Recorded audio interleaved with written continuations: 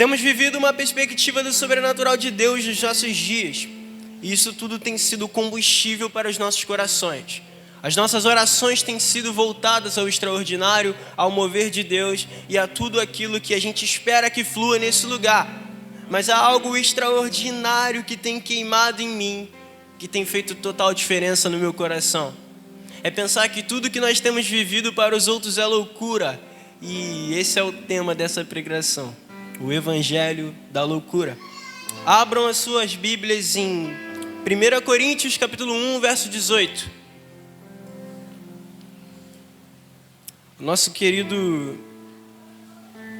apóstolo Paulo vai trazer uma boa ideia do que eu quero passar essa noite para vocês.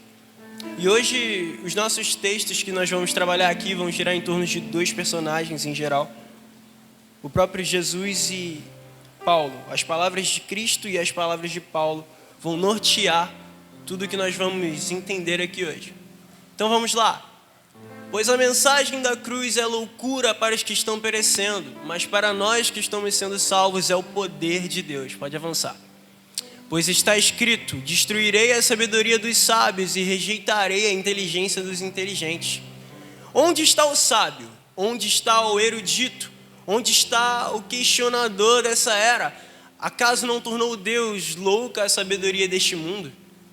Visto que na sabedoria de Deus o mundo não o conheceu por meio da sabedoria humana.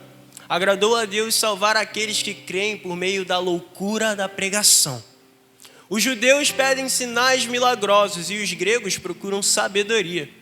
Nós, porém, pregamos o Cristo crucificado, o qual de fato é escândalo para os judeus e é loucura para os gentios. Mas para os que foram chamados, tanto judeus como gregos, Cristo é o poder de Deus e a sabedoria de Deus. Porque a loucura de Deus é mais sábia do que a sabedoria humana, e a fraqueza de Deus é mais forte do que a força do homem. Irmãos, pensem no que vocês eram quando eram chamados. Poucos eram sábios, segundo os padrões humanos. Poucos eram poderosos, poucos eram nobres de nascimento. Mas Deus escolheu para o mundo que é loucura, para envergonhar os sábios. E escolheu para o mundo que é fraqueza, para envergonhar o que é forte. Ele escolheu o que para o mundo é insignificante, desprezado e o que nada é, para reduzir a nada o que é, a fim de que ninguém se vanglorie diante dele. Só até aqui mesmo. Fechem seus olhos mais uma vez, vamos entrar em mais uma atmosfera de oração. Pai de amor, Pai da eternidade, Príncipe da paz, nós rendemos os nossos corações mediante essa Tua presença. Mediante esse Evangelho que para o mundo não faz sentido que nós estamos aqui nessa noite. Para muitas pessoas, nós somos o fruto de uma explosão dimensional num espaço regido cronologicamente, mas nós entendemos que somos os seus filhos mediante a fé. E é por isso que nessa noite nós estamos aqui expondo a loucura da pregação, que é escândalo para os religiosos e é loucura para os inteligentes, mas para nós é o seu poder, Jesus. A nossa oração é que esse poder se manifeste através de nós todos os dias, meu Pai. Amém e amém. Vamos conversar um pouco sobre essa loucura e para isso a gente vai ter que voltar um pouquinho no que é o Evangelho e nos princípios do Evangelho segundo o coração de Deus. Então a gente vai lá para o Éden, onde Deus cria o homem e adivinha, o homem vacila. Então Deus vai lá, reconstrói um pouquinho, Deus faz uma aliança com a descendência de Abraão e chama a se relacionar com ele.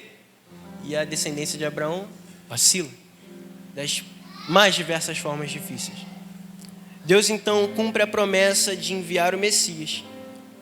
E a descendência de Abraão e os homens rejeitam o Messias, a saber, Jesus Cristo. E se a gente for analisar o motivo pelo qual Jesus foi rejeitado perante os homens, é porque para os homens e para os religiosos era uma loucura tudo que significava o Cristo. Porque Jesus ele nasceu em um lugar simples, no meio de pessoas simples, no meio de cidades simples, fazendo e falando coisas simples. Quando Jesus começou o seu ministério, ele chamou pescadores para estar com ele. Ele não chamou os altos saduceus, não chamou os caras que estavam lá em cima, os gladiadores do império, para fazer parte da sua comitiva, não. Ele chamou João, André, ele chamou Tiago. E sabe, por vezes a gente vem para esse ambiente e a gente não entende que Jesus não espera que nós sejamos pessoas de alto escalão. Ele espera que sejamos pessoas dispostas. Porque assim que ele chamou Tiago, chamou João, chamou Pedro, o que eles fizeram? Largaram tudo e o seguiram. O primeiro ponto é, Jesus só espera que você largue tudo e o siga. Não é uma questão de ser bom o suficiente ou de ser o maioral, porque no fim nós nunca seremos tanto quanto a gente espera. Segunda parte é que Jesus ele ensinava de forma simples.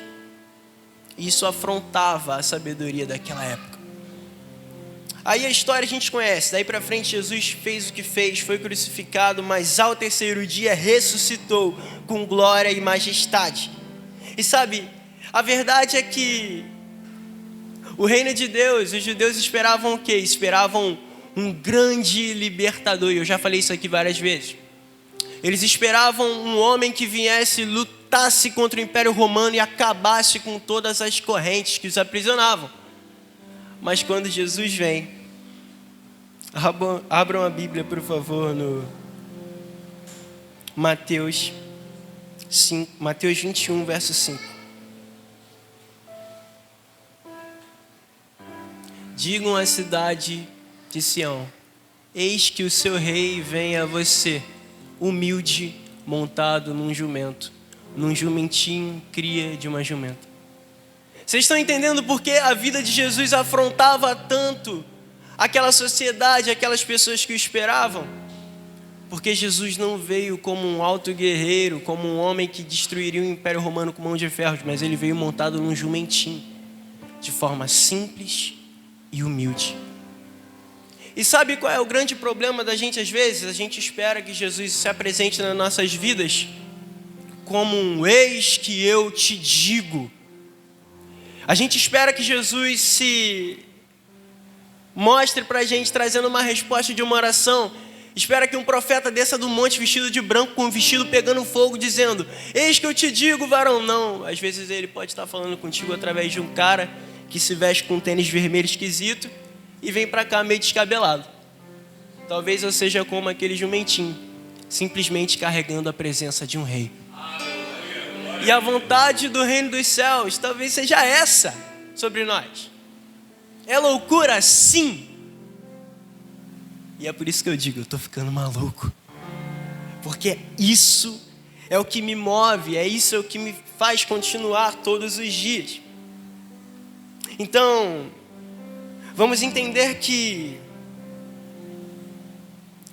o primeiro ponto dessa mensagem, ou o primeiro tópico que a gente pode trabalhar é: Jesus ele foi negado, ele foi desconsiderado, ele foi ultrajado de todas as formas por alguns tópicos.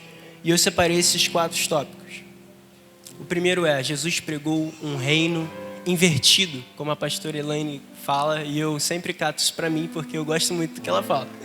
Mas Jesus pregou um reino invertido. O reino de Deus se choca com tudo que o mundo declara como verdade. Porque quando o mundo diz assim, você tem que ter, você tem que possuir, você tem que fazer, você tem que dizer, Jesus vem e diz justamente o contrário. Os padrões estabelecidos pelo reino dos céus e os padrões de Cristo são contrários aos padrões do mundo. Então, o que nós precisamos entender, Nietzsche vai dizer assim, não há fatos eternos como não há verdades absolutas.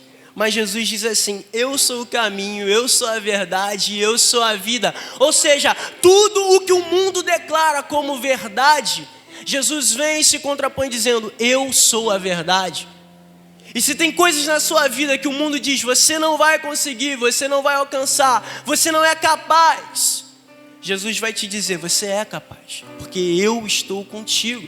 Alguém está aqui, alguém pode dizer amém? Amém. Então, quando uma palavra profética for liberada, não se contente em ficar parado, cara.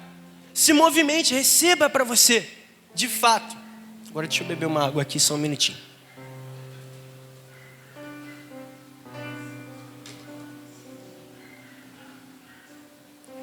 No reino invertido de Deus, aquilo que para o mundo é relativo, ou seja, pode ser distorcido, para Deus é absoluto. Aquilo que para o mundo pode ser ou pode não ser, menino pode ser menina, para Deus é absoluto. Menino é menino, menina é menina, e ponto, meu irmão. E não gostou, faz mano a mano comigo. Tô brincando. Faz não, porque o tanto de gente que vai vir me bater vai dar ruim. Mas é sério, gente. É sério. Aquilo que para o mundo é relativo, o espírito da pós-modernidade, para Deus é absoluto. É verdade. Sabe o que diz Mateus, no capítulo 24, se não me falha a memória? Céus e terra passarão, mas as minhas palavras não passarão. Então não relativize o que Deus trata como verdade. Deus te trata como alguém para trazer transformações aos ambientes. Você não é um contemplador da presença, você é um participante dela. Você não é um espectador do reino, você é um participante ativo dele. Então não se contente a vir nesse lugar e sentar nesse banco e ouvir belas palavras, mas se contente em pegar essas palavras e levar para o mundo. E mais, talvez você tenha entrado aqui sem se achar capaz, talvez eu não seja digno, talvez eu não seja isso e aquilo, mas de fato você não é. Eu não sou, assim como nenhum de nós é, mas a graça de Deus é o que nos faz alcançar. Para o mundo é loucura, porque o mundo trabalha com mérito, mas o reino trabalha com graça. Então, é preciso entender que para o mundo, a pessoa que mais tem empregados é a que importa. Para o reino, a pessoa que serve mais gente é a que importa. Para o mundo, os últimos nunca vão ter vez, mas para Deus, eles são os primeiros. Para o mundo, você tem que sempre viver o hedonismo, a busca eterna pelo prazer, mas Deus diz o seguinte: felizes são os que choram. Para o mundo, você tem que ter satisfação nas coisas terrenas. Deus diz: felizes são os que têm fome e sede de justiça.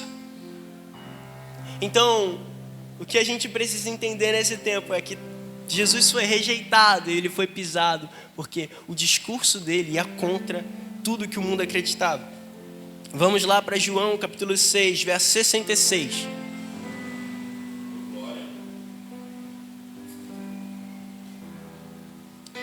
Daquela hora em diante, muitos de seus discípulos voltaram atrás e deixaram de segui-lo.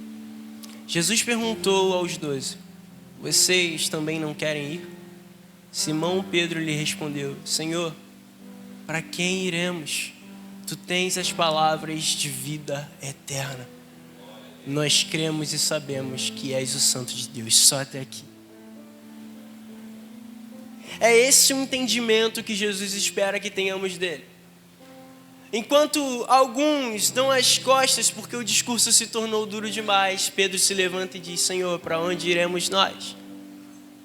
Para onde iremos nós? Se só o Senhor tem as palavras de vida. E sabe, por muitas vezes a gente vai ter essa vontade de fazer como os primeiros. Vamos embora, está muito difícil. Ser cristão é muito difícil, eu tenho que abrir mão de muita coisa. Eu tenho que abrir mão de muito dinheiro, eu tenho que abrir mão de muitas pessoas. Eu tenho que abrir mão de muitos prazeres. Eu tenho que abrir mão das minhas coisas. Ser cristão é muito difícil, Jesus está sendo muito duro comigo. Eu vim porque Deus é amor, mas o amor está me pedindo coisa demais. O amor que você conhece está meio errado, irmão. O amor de Deus é ágape, é um amor sacrificial, não é eros. Não é um amor que está interessado puramente no estereótipo, no que está fora. É um amor que se interessa pelo sacrifício interior. É um amor que se interessa não pelo que você pode oferecer, mas pelo que você é. E à medida que você é aquilo que Deus espera de você, você não tem dificuldade de oferecer. Está entendendo? Quer ver uma pessoa que tem dificuldade de se entregar? É porque ela tem a dificuldade de entender que Deus a ama. Porque a pessoa que entende o amor de Deus dela, ela entrega o que precisar entregar. Se ela precisar ser careca, ela vai ficar careca. Brincando, claro. Se ela precisar abrir mão de... Foi mal. Se ela precisar abrir mão de coisas, de pessoas, de roupas, de cargos, ela vai abrir mão. Por quê? Porque ela entende a loucura da pregação. E sabe, outra coisa muito legal, que não é muito legal, na verdade, mas que fez as pessoas rejeitarem Jesus, porque ele não tinha posição social elevada. Jesus não era um homem de nome. Jesus não veio de um lugar top de linha, cara. Jesus vem de Nazaré. E vamos para esse texto, vamos lá, Mateus 13, 54 até o 56.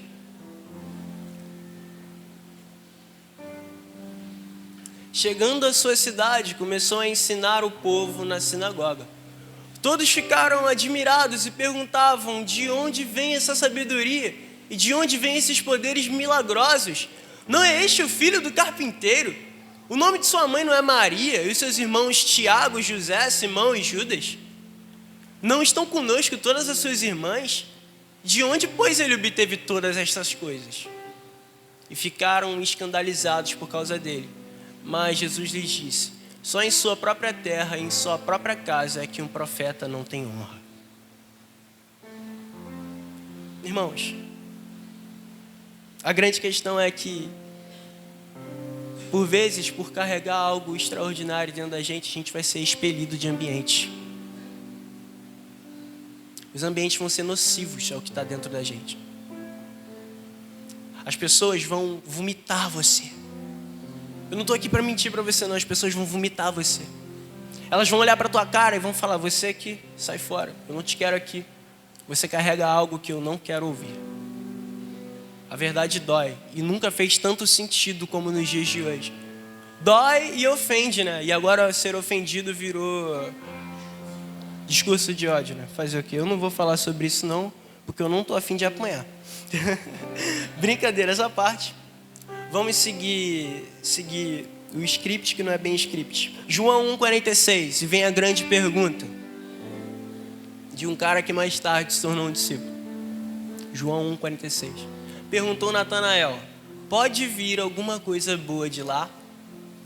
Filipe disse: vem e veja. Olha para o seu irmão aí que está do seu lado. Pode vir algo bom de onde você veio?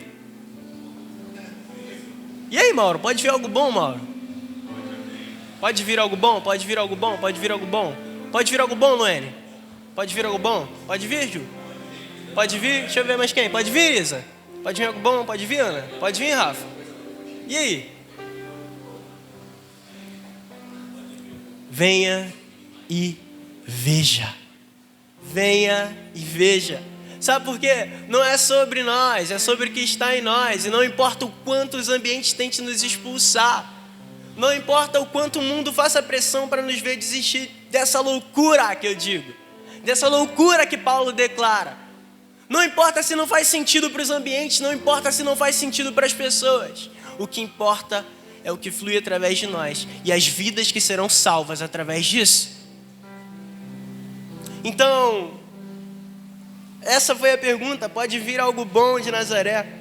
Para os religiosos, Jesus era um herege, e para os sábios, Jesus era um louco. Como diz lá o texto de 1 Coríntios, no verso 22.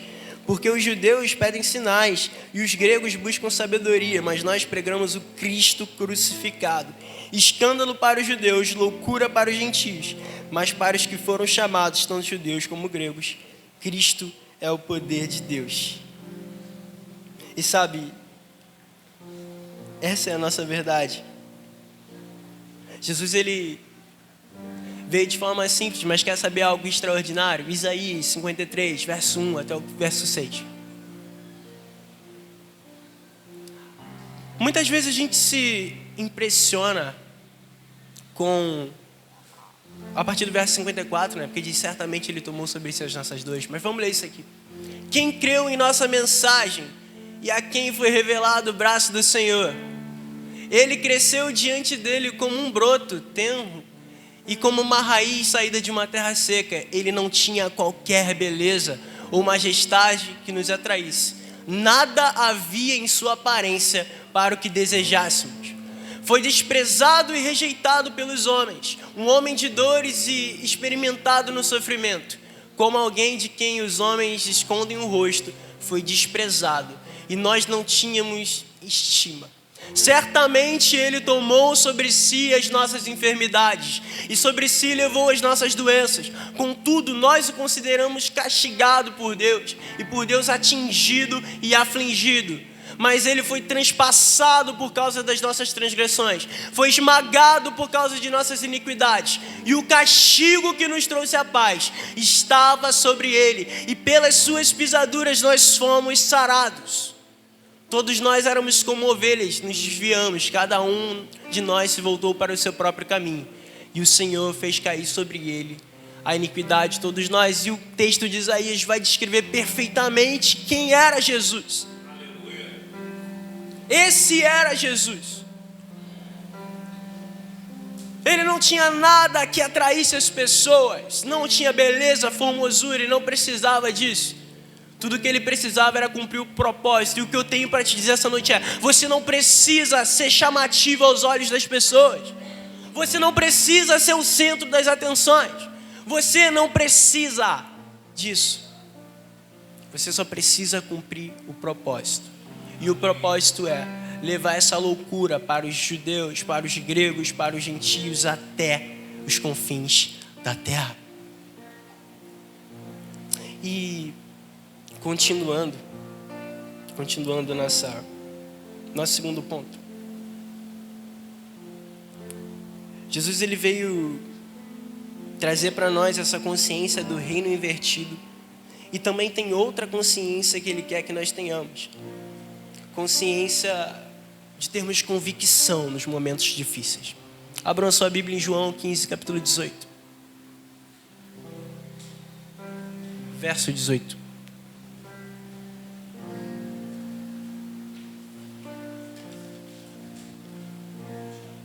Se o mundo os odeia, tenham em mente que antes me odiou.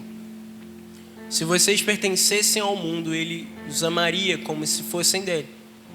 Todavia vocês não são do mundo, mas eu os escolhi, tirando-os do mundo, por isso o mundo os odeia. Vocês estão entendendo? Não tem como ser amado pelo mundo carregando o que temos de Deus. Irmão, se o mundo te ama, tem algo errado. Se você entra nos ambientes e eles não se chocam com o que está dentro de você, tem algo errado. Eu não queria falar isso não, mas eu vou falar. Irmão, não tem como você entrar numa universidade pública hoje e o que está dentro de você não chocar com o que está lá. Não tem como você entrar numa sala de aula hoje e você não se chocar com o que está lá dentro. Não tem como você sair na rua hoje e não se chocar com o que está ali fora. Irmão, se isso não desperta em você um choque de realidade, tem algo errado. É muito fácil a gente olhar para os outros e apontar 1 milhão de coisas, mas se a gente não consegue entender que não há um choque quando a gente passa por determinados ambientes, tem algo errado com a gente. Se o mundo os odeia, saibam que antes odiou a mim, porque se vocês fossem do mundo, ele os amaria, mas vocês não são do mundo. Se o mundo ama você, significa que você é dele, não de Cristo. E tem algo errado. Tem algo muito errado. Então, não tenha medo de ser expelido pelo mundo. Tenha medo de ser abraçado por ele.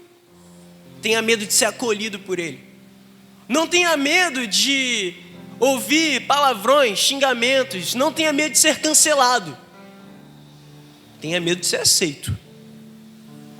Tenha medo de ser compreendido. Eu vou ser bem franco com vocês, eu já desisti de ser compreendido há muito tempo. Eu desisti de ser entendido há muito tempo. Sabe por quê? Porque eu entendo que o que está em mim é maior do que toda a sabedoria humana. Porque a loucura de Deus é mais sábia do que a sabedoria dos homens. Então entenda de uma vez por todas, desiste de ser entendido. Desista de ser aceito, seja aceito por Deus e que o conhecimento dele seja o teu conhecimento. Os conflitos e os choques de realidade, eles funcionam pra gente como um GPS. Sabe por quê? O GPS ele não mostra só a rota que você tem que fazer, ela mostra as rotas ao seu redor, apesar de apontar o seu caminho. Então quando você vê um conflito, significa que o caminho é aquele ali. Se você vê alguma coisa de ruim acontecendo com você, pressões, brigas, problemas familiares, dores, confusões mentais, confusões psicológicas, fortalezas mentais, significa, opa, tem um problema acontecendo, então eu estou indo na direção certa. Porque se tem conflito, está na direção certa, irmão. Pior seria se não tivesse. Sabe por quê? Eu aprendi há um tempo atrás, mano, a sua carne nunca vai te incentivar a cumprir um propósito do coração de Deus. Então, se ela está facilitando o processo, algo de errado não está certo. Não está certo. Se a tua carne facilita o processo para você cumprir as suas metas e as suas coisas, irmão, tem algo muito errado aí. Porque os conflitos nos mantêm alinhados e a confiança em Cristo é o nosso combustível para esse tempo. Então é preciso aprender a conviver com a dor e enfrentar os gigantes no seu caminho. Porque o seu maior crescimento acontece quando você se arrisca. Havia para Davi um trono. Mas antes que Davi fosse até o trono, ele precisava passar por leões, por ursos, cuidar de ovelhas e precisava derrubar um gigante. Antes de você chegar até o seu objetivo de vida, antes de você manifestar tudo aquilo que Cristo espera que você manifesta, porque o trono na vida de Davi era o propósito de Deus na vida dele. Antes de você alcançar o propósito de Deus na sua vida e começar a manifestar tudo aquilo que Ele espera de você, existem ursos, existem leões, existe um rebanho de ovelhas e existem gigantes a serem derrubados. E o que eu tenho para dizer é: não se assuste com os gigantes. Eu ouvi um pregador dizer recentemente que quando Davi olhou para o gigante Golias, ele não viu um gigante, ele viu um homem sem aliança com Deus. Quem é este incircunciso que afronta o Deus dos exércitos? Então entenda que o gigante não é um problema, ele passa a ser a sua promoção. Então toda vez que você enfrentar um gigante, um leão, um urso, eu lembrei daquele meme. Eu estou enfrentando um tigre, um leão, um dinossauro por dia. Brincadeira essa parte, mas é isso. Você vai enfrentar leões, dinossauros, tigres, o que for, para cumprir o seu propósito. Você só não pode parar. Parece loucura, e é loucura sim, mas essa é a loucura da pregação. É entendermos que temos que ter convicção nos momentos de dor. E eu posso afirmar isso com as palavras de Jesus em João 16:33. Digo-vos essas coisas para que em mim vocês tenham paz. No mundo vocês terão aflições, mas tenham bom ânimo, porque eu venci o mundo. Gente, tem alguém aqui? Eu estou falando com uma monte de manequim. Aleluia. Glória a Deus. E Deus me fez entender uma coisa nos últimos dias. Ih, gente, acho que não vai dar tempo não, hein? Mas tá bom. Deus me fez entender uma coisa sensacional nos últimos dias. É muito fácil ter fé quando está tudo dando certo. É muito fácil caminhar enquanto você enxerga o chão. Mas Deus quer que você caminhe ainda que não tenha chão. Ele quer que você ande, ainda que você não veja, não tenha perspectiva, porque não é pelo que vemos, e sim pelo que cremos. O firme fundamento das coisas que não se veem, mas é a convicção. É ter convicção de tudo que Deus quer fazer. Novamente, para o mundo, loucura. Já parou para pensar que a gente, enquanto homens de Deus, por vezes chegamos nos hospitais para orar pelas pessoas? Já parou para imaginar o que as pessoas que estão ao redor imaginam? Pô, esses são malucos. Estão entrando na sala vermelha para orar por alguém que já está só o pó da rabiola. Mas aí então a gente vai lá, ora e a pessoa sai curada. O que isso causa? Transformação. O que antes era loucura agora se torna realidade. O que antes parecia impossível agora se torna um combustível para a fé dos outros. Então a loucura da pregação que nós anunciamos vai mover o coração das pessoas a viverem o reino de Deus com intensidade. Então se coloquem à disposição disso. Tenham essa convicção. Mas um tópico antes da gente ir para o tópico final. Plenitude na falta. Romanos 8, do 31 ao 39.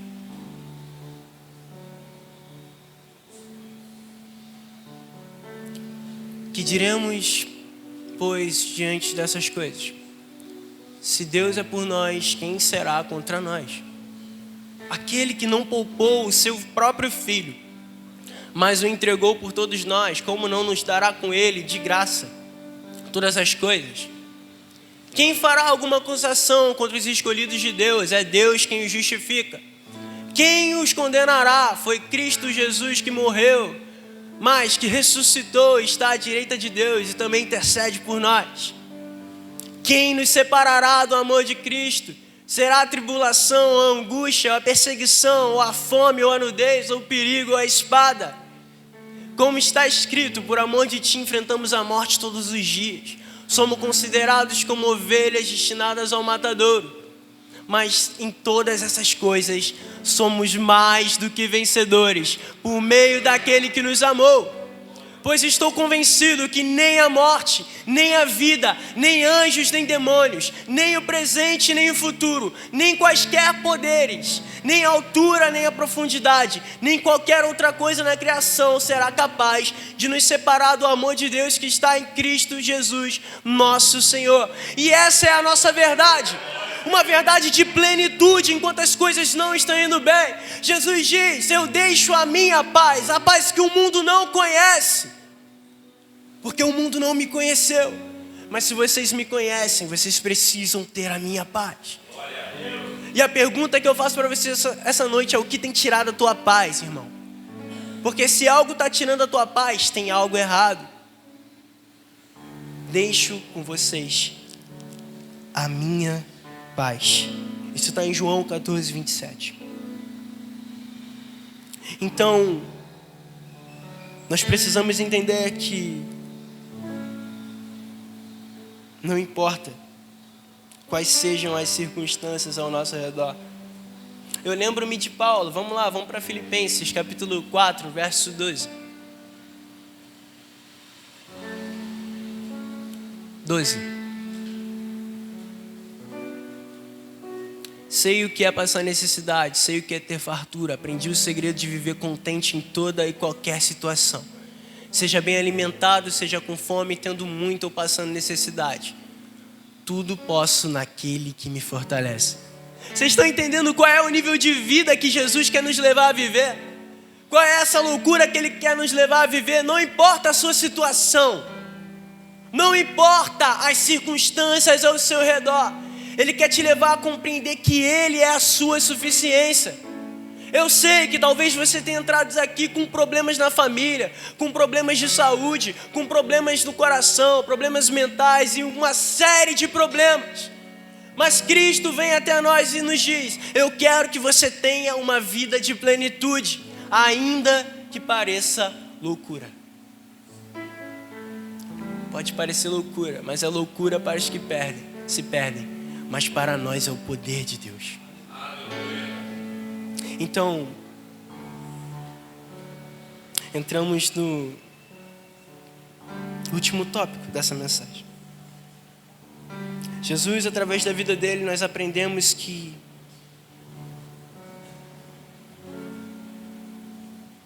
precisamos ter a coragem de viver o reino invertido. Aprendemos a ter convicção nos momentos de incerteza. Aprendemos a ter plenitude nos momentos em que não há como ter plenitude. E por fim, Ele quer que nós entendamos sobre a eternidade, que é o último tópico. João capítulo 1, verso 11 até o 13.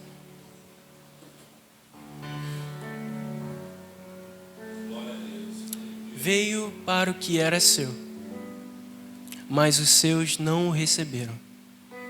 Contudo, aos que creram e aos que receberam, creram em seu nome, deu-lhes o direito de se tornarem os filhos de Deus, os quais não nasceram por descendência natural, nem pela vontade da carne, nem pela vontade de algum homem, mas nasceram de Deus. Quem creu na loucura da pregação? quem creu na loucura da pregação, há um poder reservado para nós de ser chamado filhos. E onde estão os filhos essa noite? Onde estão os filhos essa noite? Façam som de filhos, não som de espectadores, som de filhos. Entendam que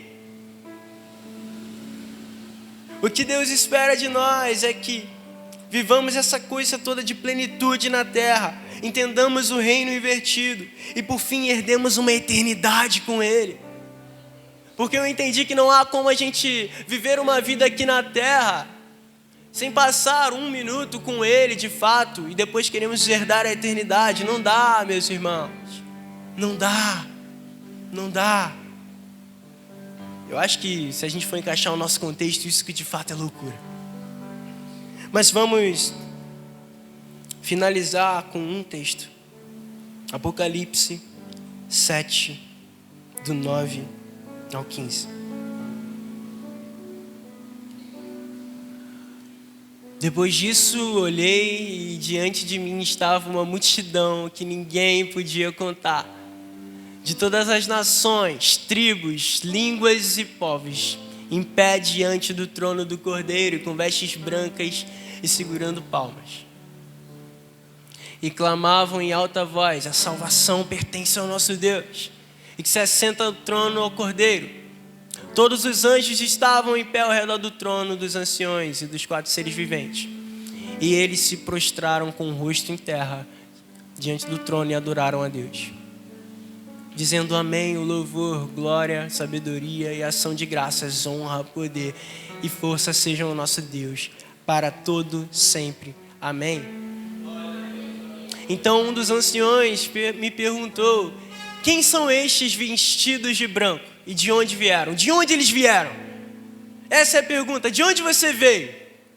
Eu respondi: Senhor, tu sabes, estes são os que vieram da grande tribulação e que lavaram as suas vestes e as alvejaram no sangue do Cordeiro. Quantos estão lavando as suas vestes no sangue do Cordeiro? Quantos creram nessa loucura da pregação? Porque são esses que estarão um dia diante do trono. São esses que um dia estarão nessa grande multidão que não pode ser contada. E é isso que Deus espera de nós nesse tempo. Se posicionar para viver essa loucura com intensidade. Não importa o que os outros vão dizer ou o que o mundo vai achar. Não importa o quanto as pessoas se posicionem contra. Esse é o nosso destino. Nós só precisamos aprender a caminhar nesse caminho. Ainda que não haja chão, ainda que não haja perspectiva, ainda que não seja fácil, ainda que tenhamos que ter convicção na falta, plenitude quando tudo estiver dando errado, ainda que tenhamos que pregar um valor invertido para o mundo, para então herdar a eternidade.